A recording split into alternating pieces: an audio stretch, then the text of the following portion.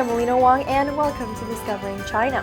This week we are going to take a look at one of China's most loved animals, the story of one of China's most famous poets, and hear from the director of a new Chinese historical movie. Everyone has heard of the panda, but many people don't know much about this treasured Chinese animal. And unlike in the movie Kung Fu Panda, they don't actually practice Kung Fu. So we ask, what is the panda? It is considered one of China's national treasures. The giant panda can weigh up to 350 pounds and lives around 18 to 20 years in the wild. Historically, these creatures inhabited a large area of southern China, but as bamboo forests have shrunk, so has their habitat. Pandas are now limited to several small mountainous areas, mostly in Sichuan province. Pandas are officially classified as carnivores or meat-eaters, yet the animal chooses to eat only bamboo. The average panda eats between 25 and 40 pounds of bamboo per day. This diet makes the panda docile, a slow mover. Pandas often spend up to 14 hours a day eating just to get enough nutrition. Yet Chinese people throughout history have admired pandas. They once roamed the imperial gardens of the Han Dynasty and were believed to have magical powers. In 1972, when US President Nixon established relations with China, Nixon's wife Pat commented that she loved the pandas. As a result of the First Lady's comment, Chinese authorities sent the first panda abroad to the National Zoo in Washington, D.C. This started the panda's career in diplomacy, and the term panda politics was coined. Panda politics refers to Chinese leaders loaning pandas to zoos overseas, often with political motives. One famous example of panda politics was the 2008 gift of 2 giant pandas to the Taipei Zoo in Taiwan. Taiwan is a self-ruled island and the seat of the nationalist government that lost the Chinese Civil War to the communists in 1949. But the Chinese communist regime says they are the rightful rulers of Taiwan. And so they sent 2 pandas named Tuan Tuan and Yuan Yuan. If you put the names together, in Chinese it means reunion. Former President Chen Shui-bian initially refused the gift in 2005, citing it as a propaganda tool by the Chinese regime. Despite the panda's status as a national treasure and their career in international diplomacy, the species is endangered. This is due largely to the loss of habitat, as China's bamboo forests have been cut down to make way for human settlements. There are currently only around 1,600 pandas in the wild, with 300 in captivity. The World Wildlife Fund has taken the panda as its logo since it was founded in 1961. So what is the future for the panda? The WWF is working in China to slowly increase the panda population and expand the panda's habitat, and they have experienced some success. Yet the road ahead is slow, but very much fitting with the character of this gentle giant.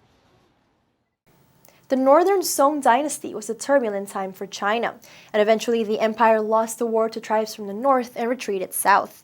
Yet during this dynasty lived one of China's greatest poets, Su Shi. Here is his story. Amidst the political bickering of the Northern Song Dynasty emerged one of the most prominent poets in Chinese history, Su Shi. Su Shi, also known as Su Dongpo, has since become renowned for his warm, detail-oriented poetry that has inspired people throughout the ages. Su lived a turbulent life from 1037 to 1101 AD, spending time in various places across China. He came from a scholarly family. Su's father and brother were both great poets in their own right. His mother, also highly accomplished, was responsible for Su's education. It soon paid off, because at the young age of 19, Su passed the civil service examination at the highest level, the Jinshi degree. This examination was a gateway to a political career. Su proceeded to take on various government positions, including serving as the magistrate of Mizhou and the governor of Suzhou.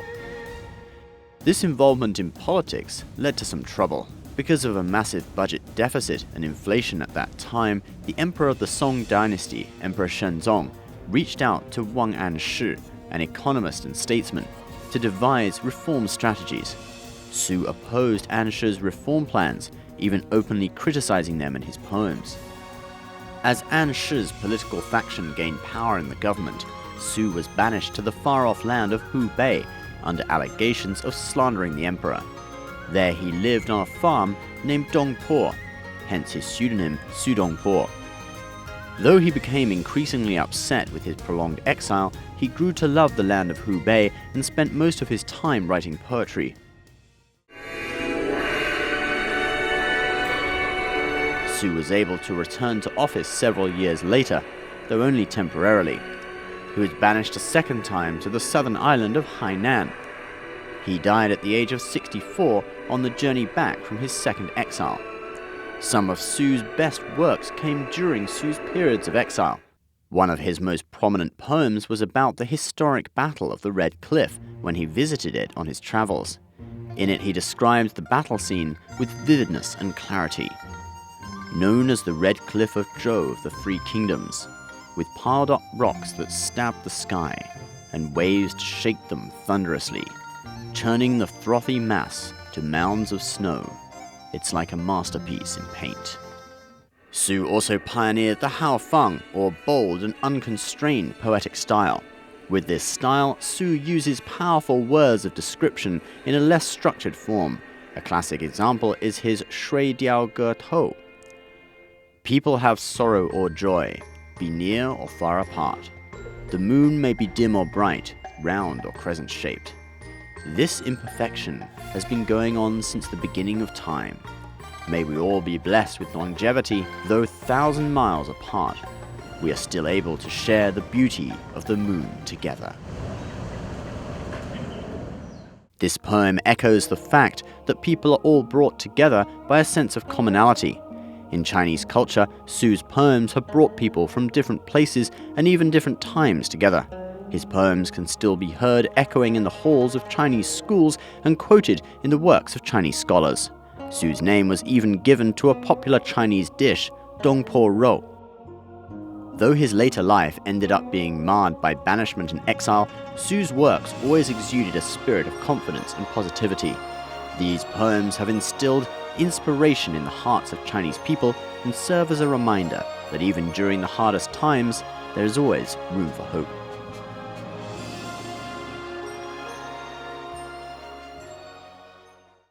We now go from one Northern Song Dynasty character to another. A new movie directed by Ronnie Yu is set for international release in May. Saving General Yang tells the story of the generals of the Yang clan during the Northern Song. A new movie featuring stars from China, Taiwan, and Hong Kong, Saving General Yang, is based on the true story of the legendary generals of the Yang family in the Northern Song Dynasty. On January 11th, director Ronnie Yu was joined by cast members for a press conference in Hong Kong to announce the international release. Adam Chen, who plays General Yang in the movie, says the spirit of the film moved him. What is most important is that the director discussed with me that this movie is to awaken modern people to the 4 traditional Chinese principles of loyalty, filial piety, benevolence, and righteousness.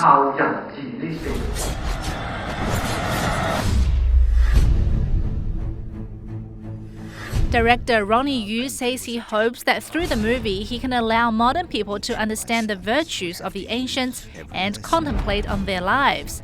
The movie demonstrates the deep emotions of the 7 brothers and their feelings for each other, the feelings between a father and son, and the feelings one has for their country. The reason why Wu Zun wants to use martial arts weapons is not because it is beautiful or he is violent, but it is to protect his brothers, the feeling of protecting his brothers. The story follows the 7 sons of the Yang family as they try to save their father and their spirit and sacrifice amidst adversity. The movie will come out in Asia in April and in the US in May.